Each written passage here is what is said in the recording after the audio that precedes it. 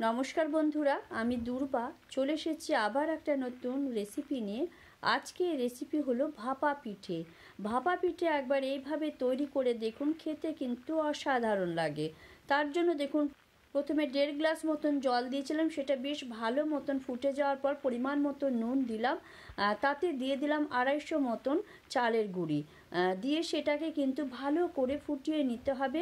আর হাতাতে করে খুব সুন্দর করে কিন্তু মিশিয়ে নিতে হবে। দেখুন কিছুক্ষণ পর কিন্তু এরকম নরম হয়ে যাবে। এরপর সেটাকে কিন্তু আমি কিছুক্ষণের জন্য ঢাকা দিয়ে রেখে দিলাম।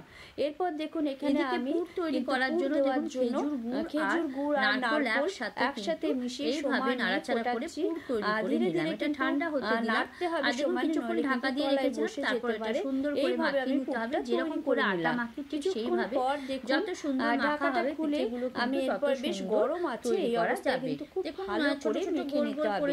যত ভালো মাখবেন তত সুন্দর কিন্তু পিঠে হবে। মাখতে হবে গরম গরম, হাতে গরম লাগছে বলে না মাখলে হবে না, মাখতেই হবে, নইলে কিন্তু ভালো করে হবে না।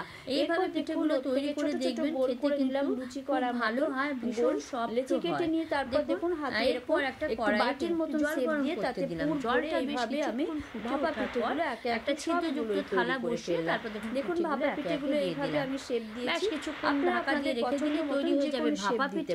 আর এরপর দেখুন কড়াইয়ে হয়ে গেছে, এরপর আমি একটা বাটি দিলাম, গরম জলটা বেশ ফুটতে দিতে হবে। কেমন লাগলো রেসিপিটা অবশ্যই কমেন্ট করে জানাবেন। থালা ওর মধ্যে বসিয়ে দিলাম, তারপর দেখুন পিঠেগুলো একে একে সবগুলোই সাজিয়ে দিলাম।